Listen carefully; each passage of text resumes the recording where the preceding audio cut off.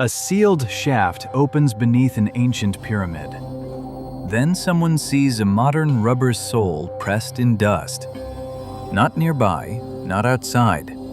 Deep below stone, nobody expected to be hollow. That single mark is the mystery here. Not a golden treasure, not a secret king. A narrow tread where old plans showed nothing at all. If the void was opened for the first time, who walked there? And if nobody did, what exactly made that shape? By the end, the footprint matters less than the shaft itself, because the deeper question is older, larger, and harder to dismiss. Saqqara is already crowded with buried surprises. This desert plateau held royal tombs for thousands of years. Stone, sand, collapse, rebuilding, forgotten corridors. The famous step pyramid dominates the skyline, but ancient monuments rarely end at the surface. They sink into bedrock through shafts, chambers, and ritual architecture. Sometimes maps miss those spaces completely. Sometimes earlier surveys guessed wrong. And sometimes a small anomaly forces archaeologists to redraw everything underground. That is where this puzzle starts tightening. The first consequence is simple. A modern-looking sole mark instantly suggests contamination. If someone entered earlier, the site history changes. The untouched status disappears. Every layer of dust becomes less trustworthy. A shaft presented as newly opened suddenly gains a human timeline. Who had access? When? Why was it undocumented? And why would old plans omit a cavity large enough to enter?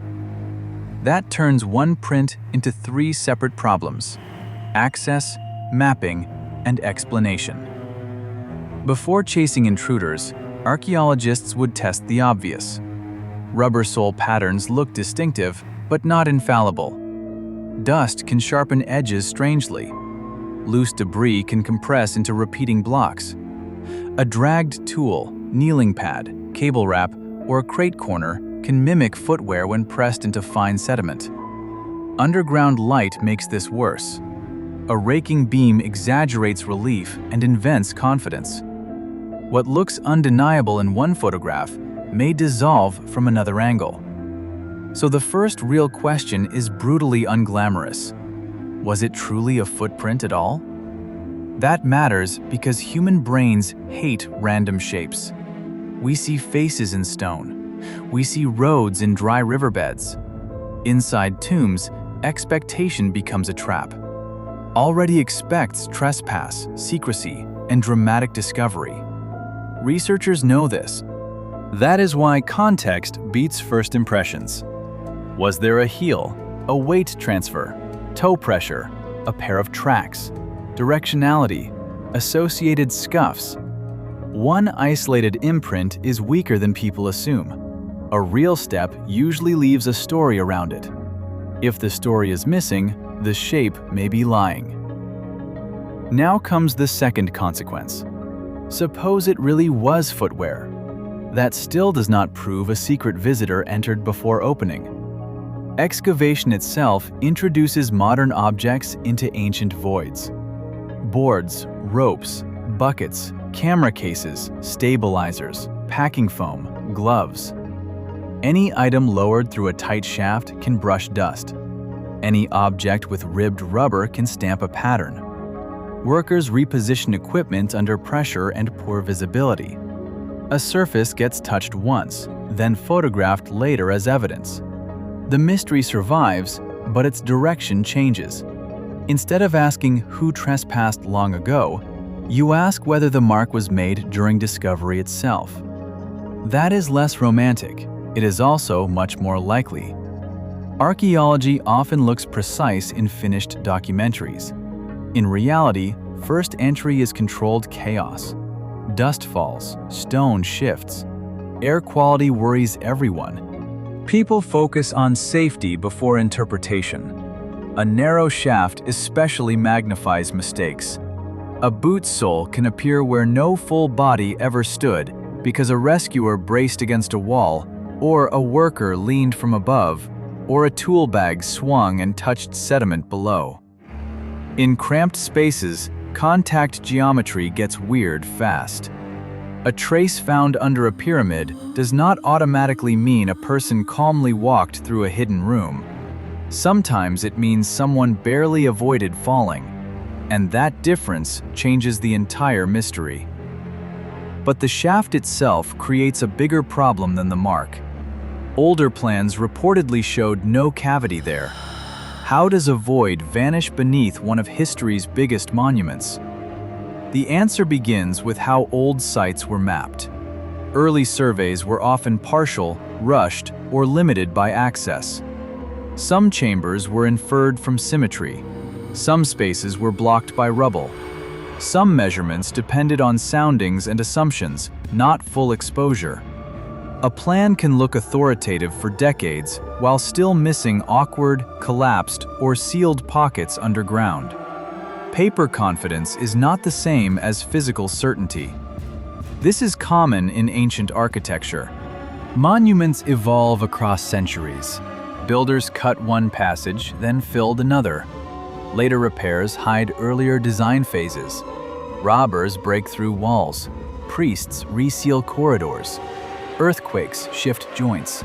Rainwater opens hairline weaknesses that slowly collect sediment. By the time modern teams arrive, the underground reality may barely resemble the intended original layout. So a newly found void does not always mean fraud or fantasy.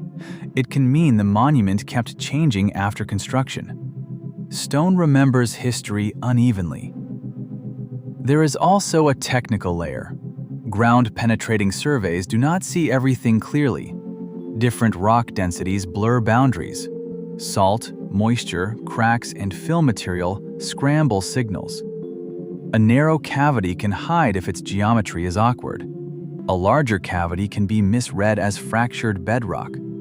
And in dense archaeological zones, old tunnels nearby can create ghost readings or false confidence. So when a shaft appears where maps showed nothing, the shocking part is not that previous teams missed it. The shocking part is how often ancient sites still outsmart instruments.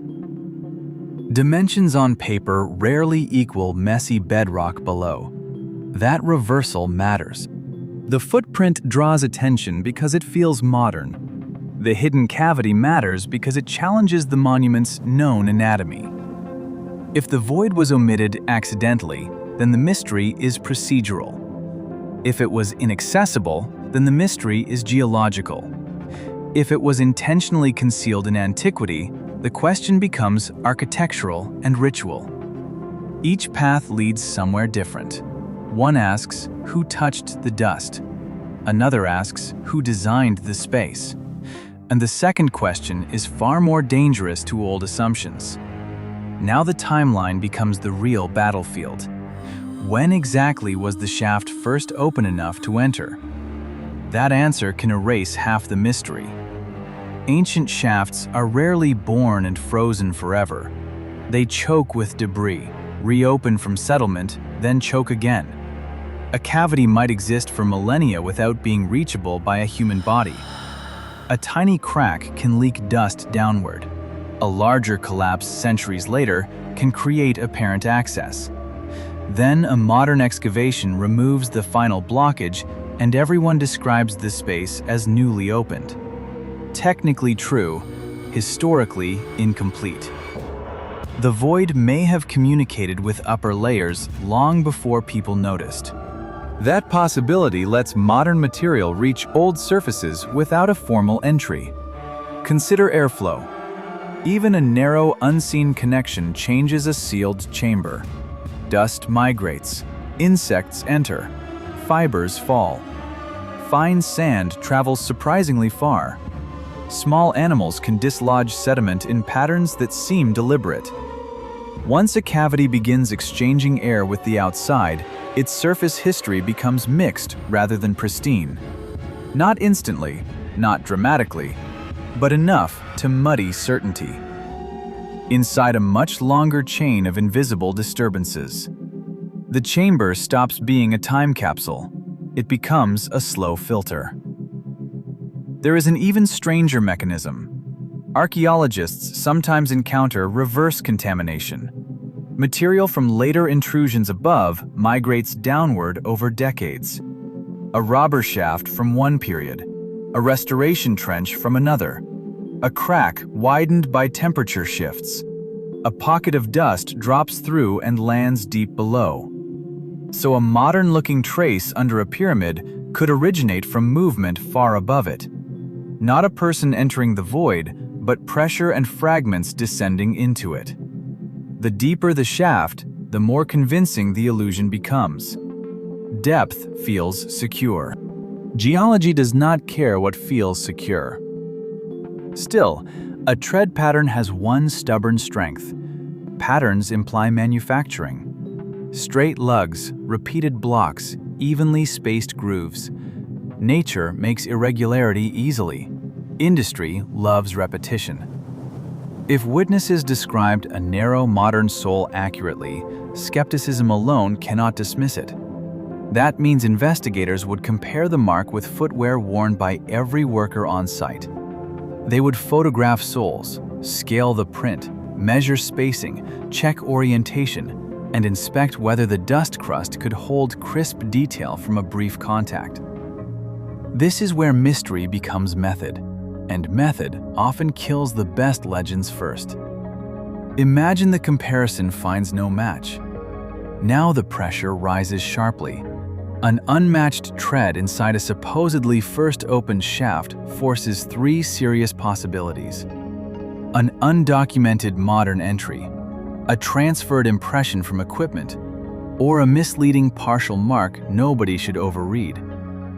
The public usually wants the first option. Science usually starts with the third. Because hidden access sounds dramatic, but archaeological sites are full of ugly, accidental processes. The burden sits on proving entry, not imagining it. Undocumented entry does happen. Sites are worked by many teams across many decades. Notes go missing. Local interventions escape publication. Emergency stabilization gets remembered loosely. A small opening inspected quickly years earlier might never reach a formal map. One person lowers a light, another steps on spoil. A photograph stays in a drawer. Then a later expedition rediscovers the same space and treats it as untouched because the paperwork failed. That is not impossible. It is embarrassingly human. History loses records faster than monuments lose stone. Yet there is a twist. If someone had entered before, you would expect more than one convenient clue. Multiple prints, tool scratches, broken crusts, shifted fill, modern fibers, dropped hardware. Contamination usually arrives as a cluster, not a single signature. A lone tread with little else nearby can argue against prolonged trespass. It may point back toward incidental contact during opening, or toward a mark produced by something other than walking. Silence around the prints speaks too. That is why context photography matters so much. Was the trace on level dust? On sloped fill? Against a wall? Near ropes? Near the shaft mouth? Beneath falling debris? If it sits exactly where equipment would swing, suspicion shifts.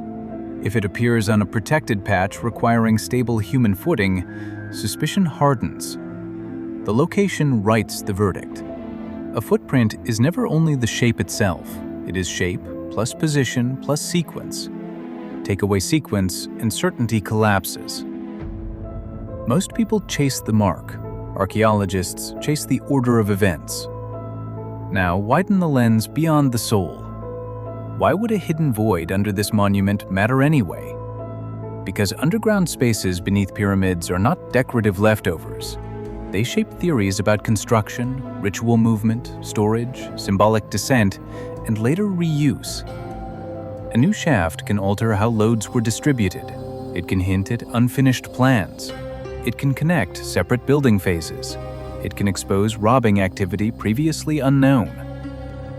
Sometimes a missing cavity explains structural stress above. Sometimes it reveals a ceremonial route never documented. The desert keeps architecture in layers, not neat chapters.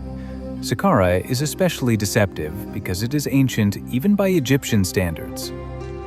Builders there experimented. They revised ideas. They enlarged complexes.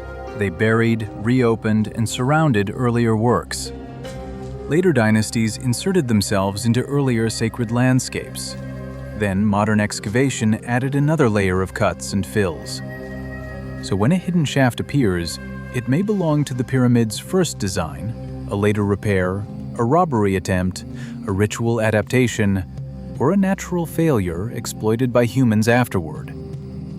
Each explanation changes the site's story.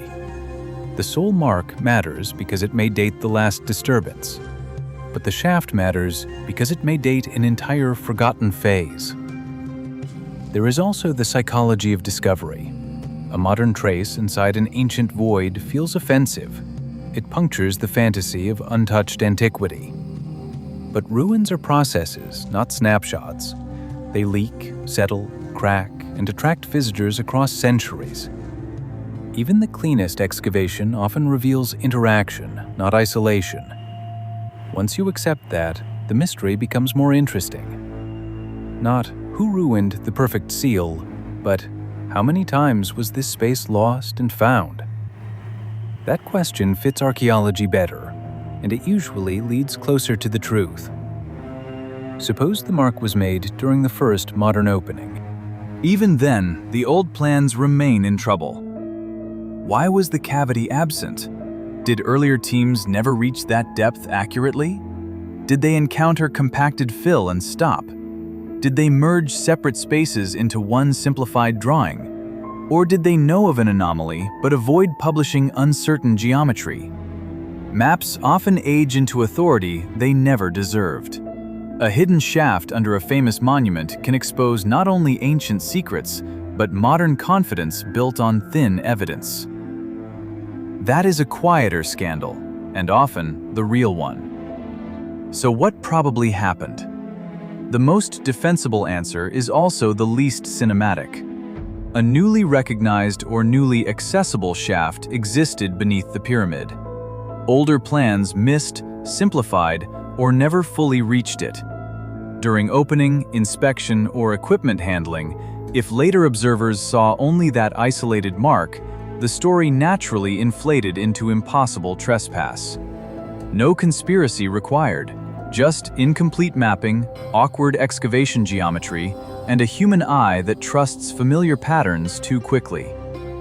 But probability is not proof. Without the full context record, the print remains a live irritation. If high-resolution images showed heel-to-toe motion, if associated traces sat deeper inside, if no equipment could physically reach the spot, the balance would swing.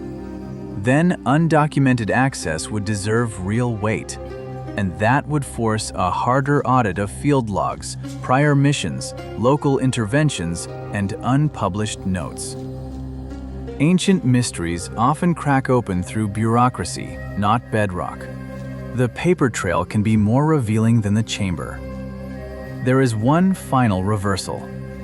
Even if the tread came from a modern boot, the bigger surprise is not contamination. It is that a monument this famous can still hide a